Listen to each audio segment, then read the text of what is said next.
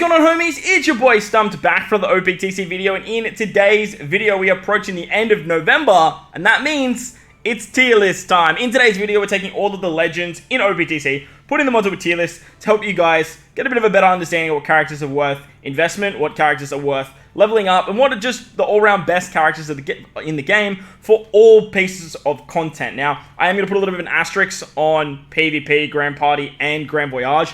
I like to do PvP a little bit separately, and Grand Voyage is just totally catered towards whatever's restricted for that level 5. However, that doesn't mean they're not included in where I'm putting these characters in today's tier list. Now, we're living in a free spirit meta. It's a free spirit world, and we're all just living in it. So those characters are going to sit a little bit higher on the tier list than a lot of other classes. Free Spirit is just miles above everywhere else as of November 2023, and that is going to affect how a character is placed on the tier list. I do like to sort of categorize characters by their power and their speed.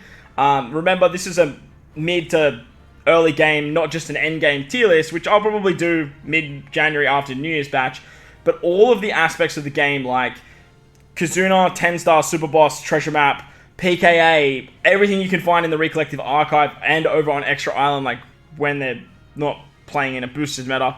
All of those areas come into play when ranking these characters, and stuff like I said, power, speed, their class, their color, their usability, the viability, how good is their captain ability, how good is their super class, how good is their super type, how good is their special. All of that comes into play when ranking these characters. If you agree with anything on this tier list, let me know in the comment section below. If you disagree, let me know down below as well. Discussing this sort of stuff is a lot of fun, and I love to see your guys' comments. Probably just as much as, or maybe as much as you want to hear my opinion on the legend as well. But while you're down there, belt the like button, hit the subscribe button, do all that good stuff for me. With that said, let's dive into the tier list for November 2023. Alright, here it is, the tier list of last month. For you guys that didn't check out the video, I'll give a quick breakdown of the tiers and how we're ranking characters. These are my top 5 from 1st to 5th in order of best legends in the game. Look, if you do this, I wouldn't hold it against you. If you do this, I wouldn't hold it against you. The Gear 5s, I classify them as separate legends, but they are equal because you can chop and change if you're an endgame player, and if you're a new player, both of them have just as much viability as the next. God tier, all these characters are all fantastic. I would definitely level them up if you have them, but as I mentioned, a lot of these characters are like Super Sugo tier characters, and are only found on Super Sugo banners, which if you're a new player or a mid-game player watching this tier list, make sure to save your gems for those banners because they're going to be the most valuable. Like with Super Sugo 1, 2, 3, 4, 5, 6, 7, 8, 9. Like 9 Super Sugos up here. All of these characters in the top echelons are Super Sugos. And then you have like anniversary exclusives. All of these characters are, well, this character. They're all very, very good. And then you have like Kazuna Legend, Treasure Map Legend, and then a couple of regular batch legends here as well. As for meta, these are all very good characters because of other characters in these higher tiers. They're all fantastic, but they just sort of don't crack that echelons of God tier. Moving down, we have the S tier captains. If you're using these characters, you're usually using them as a captain in some regard. And then you have S tier subs underneath that. If you're using these characters, they're usually going to be subs. Or they're sort of just like, all of these characters are just subs for anything else that's up here. Basically, from top 5 to meta is what you want to like prioritize in terms of leveling up first. And then sort of go from there. Notable characters, if you are a new game player or a mid game player and you picked up something like this Anniversary Luffy, he's fantastic if you're a newer player. Stuff like this particular Chopper down here, he's great for cotton candy farming. You guys get the idea, right? And then you have some big damage dealers like Karak Nami, Sobomas for some of that very annoying content. Toki as well for getting around debuffs and stuff like that too. Next, you got the S tier sub, S tier level limit break. Level limit break, a lot of people ask me LLB. It means level limit break. The idea of these characters are you need 5 of them. Oh, sorry, 10 of them. You need level limit break 5, but 10 copies to get this character to this potential. And these are the best of the level limit break tier. And then you've got down here at PvP. Now, PvP focus, like I said, PvP, I like to do my own tier list with this kind of stuff. But if you're looking at characters just to level up for PvP, these are the characters to do so. Stuff like the level of the unit, how many sockets they have, their potential abilities, cotton candy, limit break, all of that stuff affects PvP stats. So if you're looking at these characters for PvP teams, you want to make sure that you're maxing all of that out when it comes to that kind of stuff. When we move down here, we have A tier captains. These guys are all very, very good in their own regard for particular circumstances like special bind removal and whatnot. But look, they've just kind of dropped off nowadays and sort of aren't where it needs to be. A tier sub, these are all okay subs, but look, they've just been sort of power crapped. A tier level limit break, same thing, and then it just sort of goes down. Now, these characters here in support, you're really only ever using as their supports. That doesn't mean other characters don't have good supports. It just means that if you're going to max anything of these characters, just max out their supports. As for everything else, like these characters, they kind of suck, or they really need some love. And these characters all have level limit breaks, but like they're just not good at all. Looking at these characters here, I would probably move Who's Who up into support. Make sure to max that support. Make sure to max out these characters' supports here. They're fantastic. Some of these other characters are really good for Grand Voyage. As I mentioned, like, these characters are fantastic, and you want to max them for Grand Voyage. But Grand Voyage, like I said, is its own entity, and you should really only level up the characters you see in those particular teams because of that one piece of content, not just because that character is good. So that's kind of more like your real endgame sort of echelons. And I touch more on Grand Voyage in those particular tier lists as well. But let's take a look at the top 5. Let's see if there are any changes to the top 5 if we want to make anything. Right off the bat, I'm actually going to do this. I think it's time. Nami has been dethroned, in my opinion. I think Gear 5, whether you're talking 6+, or whether you're talking 6-star, I think Gear 5 just, he takes the cake. In Super Boss, no one does what this guy does. It's phenomenal seeing 1 trillion damage. It's wild. We thought when Sanji released the 1 trillion damage was crazy, but now, like, with this guy, and, like, he has help from Nami and Sanji as well, don't get me wrong, but, like, he is the damage dealer. He is the one that hits the numbers, and without him, these guys, they just kind of do what they normally do, right? On top of that, with the two of them together, you have so much utility. Bind, special reverse, damage reduction, effects, removals, and then despair and rainbow damage if you build the team right. Like, it's just crazy. Nami, she's still fantastic. After the last Super Boss, like, Nami still showed why Nami's Nami. And this Sanji is fantastic as well, again, thanks to the last Super Boss. As for Kaido, I'm still okay with Kaido being top 5. I think Kaido doesn't get enough credit for what he does. Fantastic in Rumble, fantastic in Rumble, fantastic in Rumble, fantastic in Rumble. Unfortunately, not so much, but look, she you know the story there. As for Kaido, I think I'm going to drop him down to God tier. He's fantastic for new and mid-game players. But nowadays, like, this free, like I said, we're living in a free spirit world, man. And if it's not free spirit, I just can't justify putting him up the top. Character I want to touch on too is Verse Yamato. The stonks of Verse Yamato have gone massively through the roof. Don't get me wrong, she was always up here in God tier, and she was always really in my top 10. But that damage reduction buff is just, it's unparalleled, and no one else can do it the way she does it. And for that reason, I have to put her to the top of God tier. She's still in my top 10, and she's just fantastic. As for a character I want to bring up into the top 5, I'm going to bring Zoro up. I think it's time. If you're a new player, like, I was always under the bandwagon that Zoro was never that good for new players, but, like, his power in Rumble alone is almost worthy of putting him in top 5. Now, I remember I said I put an asterisk on top 5 and Grand Party and stuff like that, but him in regular play is just exceptional. He's a monstrous attack boost. He gives you a conditional boost to a condition that this guy can give. Whether or not you're using him as a captain for that rainbow damage shenanigan that he has, like, that's besides the point. But the fact that you can get tandem orbs, for the fact that you can actually get a massive attack boost and a conditional boost with this guy, and a disgusting super tandem that's, like, second best in the game. He's just fantastic. And we're getting more Momos, we're getting more Hioris, we're getting more units like that work for him. So that's always nice to see. That doesn't mean I don't think Kaido's fallen out of, like, being good. I've got to give Zoro some more love. He's just been so fantastic. Luffy Yamato, they're still elite. Ace Yamato, they're probably dropping towards the back end of this sort of tier list here. They're just good for new to mid-game players in Grand Voyage and stuff, so I have to give them some love. Roger Whitebeard, great for a new player. Fantastic, like, the best PvP unit in the game besides this guy. Ace Sabo still carries you through so much. They've probably dropped down to meta now that I'm thinking about it. They're still really good, don't get me wrong. But nowadays, I don't really run them all that much. They're great for 10-star Kazuna and stuff like that, but, like, comparatively to what these other characters are doing, like, yeah. Roger in regular play, I'm going to drop down now. We just have better despair removers and stuff like that as captain. He's fantastic, though, because he's a rainbow booster. Plus, he just has a monstrous attack boost. He can do really good stuff with color affinity. He's very, very good, but, like, for a new player, Roger's great. Nowadays, he has kind of fallen off just a little bit. As for Rayleigh Gaban, I'm going to drop Rayleigh Gaban down. I do love what Rayleigh Gaban does as a captain with their attack down removal. But, like, they're just not in this kind of echelons of power. The next one I'm going to talk about is Queen.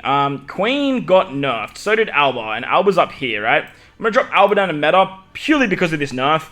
Alba and Queen have the ability to, if you had an attack and an orb boost, they would trigger their special and give the color affinity for Queen or the chain boost for King. Now, the game would trigger, oh, cool, you have an attack boost, you have an orb boost, and now you have a chain boost, so it gave all their secondary effects as well. Queen being the conditional boost to additional damage taken, which works so well on a Gear 5 team too, by the way.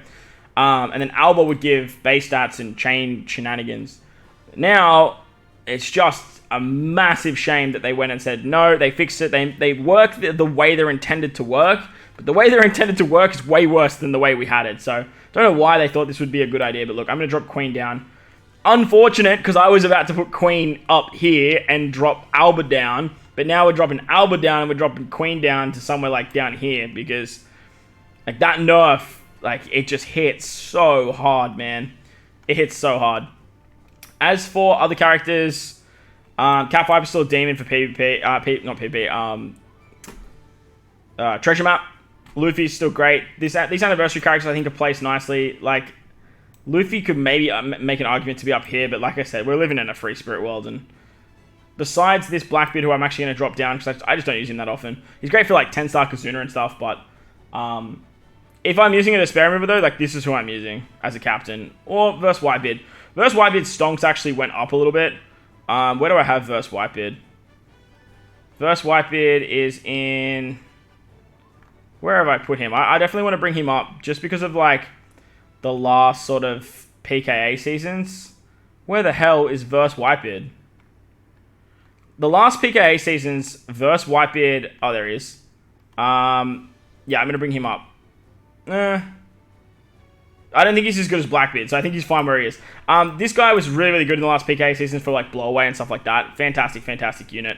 Other characters I'm going to bring down. I'm going to bring this Luffy down to S tier sub now. He's a fantastic character, but look, nowadays not so much. Silver Mask is great, but for what you're using him for, that content is like, it's kind of outdated nowadays, and there's just other units that can just kind of do it better. He's still really good, but like, he's just not the be-all, end-all. This Ace, I'm going to drop down into A tier sub. You're never using this Ace. Like, don't even come at me with that shenanigan. That Ace is good. These guys are great for wave clearing for new players and stuff like that. As for PvP characters, these are all just PvP units if you want good PvP teams. And S tier subs, I'm okay with all these characters. Marco, great EXP captain. This Kaido is still very, very good. This Katakuri Oven, I haven't really done a showcase, so I haven't really used them, so I'm going to leave them there. But let me know your thoughts and opinions on that unit down below. And as to the rest of these characters, I still really like all these units. I'm going to bring Cat Viper down to S tier captain. He's fantastic as a captain for treasure map, stuff like that, but like, I don't think I could say he's as good as these other units. I really want this Uta, actually. This Uta seems really, really good. As for that, I think that's like pretty much all the changes that I want to make to the tier list.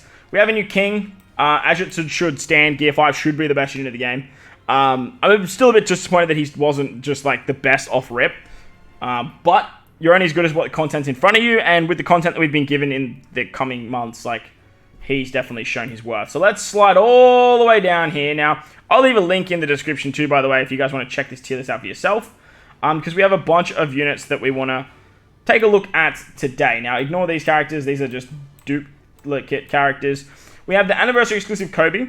We have the new 6+ Stampede Luffy. We have the new Momo and Hiyori. And then the new PvP unit in Shinobu and Raizo, which is wild.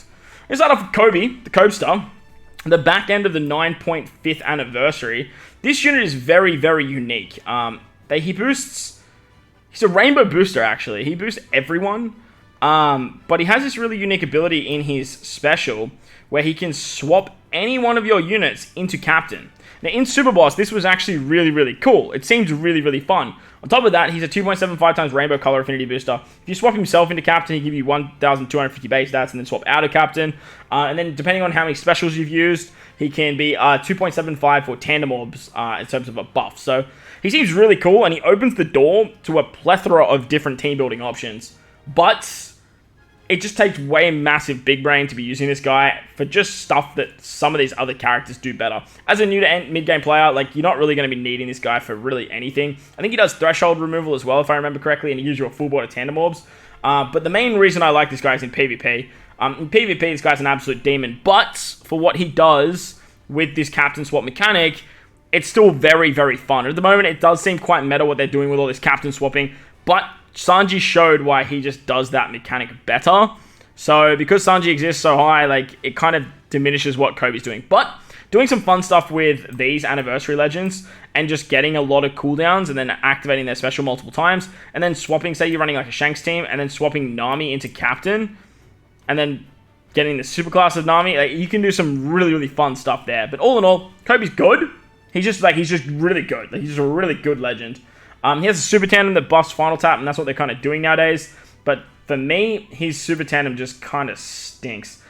Talking about final tap, though, these characters here are going to see some new, interesting mechanics with that particular ability. But not Gear 5, Stampede Luffy. Gear 4 Stampede Luffy got a 6+ and a level limit. Well, actually, he already had a level limit break.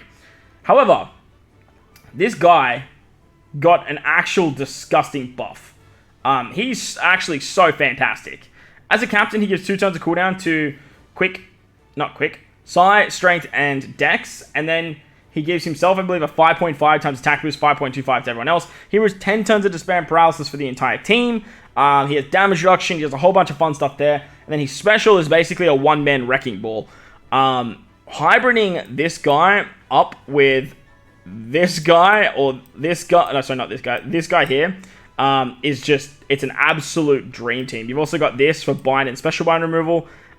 It's just disgusting what you can do in terms of utility. Now, running double Stampede Luffy is it's just not viable. It's just not a thing. He's a powerhouse fighter, just like this other new Luffy that came out. But running 2 of them just doesn't make all that much sense. But running 1 of them, and then having like a really good hybrid, because we live in the hybrid meta, he's fantastic. He's very, very strong. And any captain that has good utility like this guy, like, you're going to see a lot of play with the unit. So hopefully, if you're a newer player, you got the skulls. Even if you don't have the unit, he should be available in the, what's it called, shop? The Kazuna shop. But he does have a level limit break down. I believe I put him down here somewhere. I don't know where he is. But look, at the end of the day, he definitely needed his 6+. They got it, and they did a really good job. I'm not going to say he's perfect. I'm not going to say he's the best 6+ of the year. But, like, they did a really good job.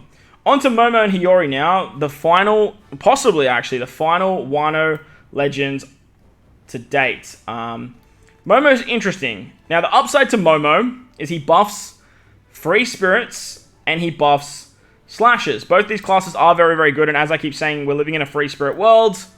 So if you're not Free Spirit, you're already struggling. But if you are, you're in a really good spot. And Momo gives 2 turns of cooldown to Slasher and Free Spirit characters. If you have 4 Slashers on the team, he gives an extra 0.2 to the chain and then buffs them by 5.5. So if you build like a nice weird Free Spirit Slasher sort of combo team, you can do some really cool stuff with Momo.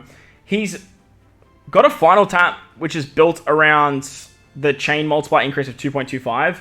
And then his special does all this weird stuff with buffing the percentage of final tap damage, depending on how many slashes you have on the team. If you have 3 or less, or 4 or more. It's very wonky. It's very complex when it comes to trying to team build for this guy. But he's not bad. He's a chain boundary as well. 3-turn chain boundary. Plus he does the... he has a super class for base stats, and he has overrideable attack and orb boost. And if you use him alongside Hiyori, you can actually get some really, really good utility with defense up and threshold removal, attack down removal.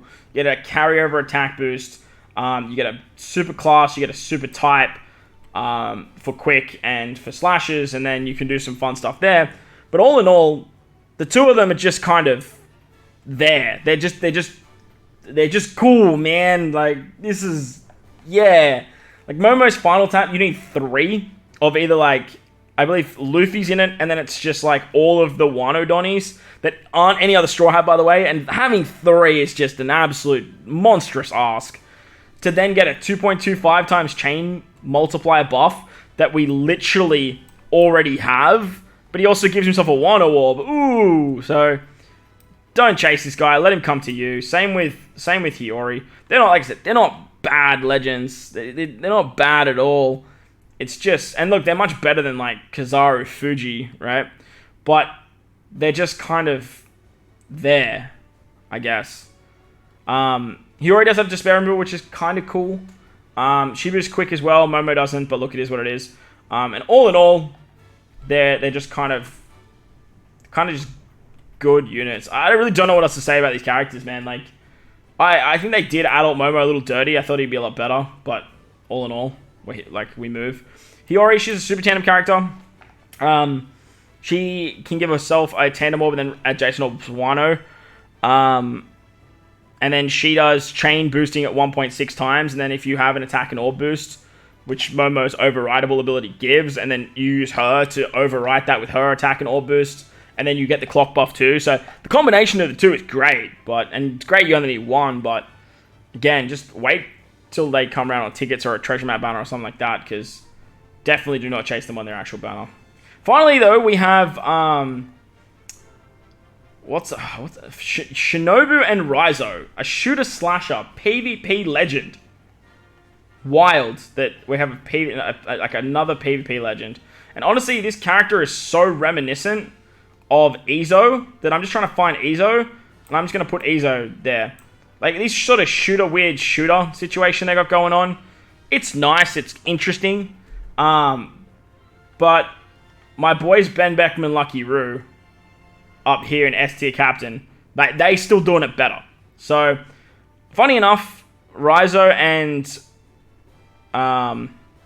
Shinobu are actually better in regular play than they are Rumble, in my opinion. They boost shooters in PvP, which kind of isn't all there. They do some weird shenanigans if your captain's a slasher, if your captain's a shooter. Obviously, if they're both classes, you get both of these abilities. But then they do like 2 different conditionals, like burn and it's like burn and delay, I believe. And then they remove 7 turns of chain multiplier, chain growth, all of those very annoying shenanigans there. And then I believe they're like an attack booster or booster. But look, all in all, shooters just whatever, man. They buff Free Spirit too, which is good, but you just really want that slasher and that shooter tag. So kind of wonky unit. I'm just gonna slap them next to Izo. Obviously, I don't have the unit. The unit actually isn't even out. The unit comes out tomorrow, I believe. So we have the information thanks to oh my god, I'm blanking. Solaris, thanks to Solaris. Man, apologies, Solaris. But from what I can see on paper, like they seem good. Like they seem like good units, good legends, good stuff. But yeah, that's the tier list. No real major shakeups. Obviously, there was a lot of movements. But that's always going to be the case when it comes to power creep. Next month should be an absolute doozy with the New Year's tier list. So make sure to get ready for that one. Buckle yourselves in because the Super Sugos will be arriving. And that is going to be the best time to summon. So hopefully you guys have saved your pretty pennies and you've saved your gems for that particular banner. You haven't been baited by too much. And you have some good stonks ready to go because that's where all the juicy stuff's going to come in. Like I said at the start of the video, if you guys agree, let me know in the comment section below. If you disagree, let me know down there below as well. I'd love to know your guys' opinions as much as you guys have sat here for the last 20 minutes listening to mine. Link in the description if you guys want to check out a tier list or if you want to create your own. Once again, shout out to the database and the tier list for images provided. Most importantly, go down there, bell like button, hit the subscribe button, do all that good stuff. But mostly importantly, wherever you guys are in this beautiful world, please remember to enjoy the rest of your day. As always, homies, thank you all for watching, and I'll catch you all in the next one. Let's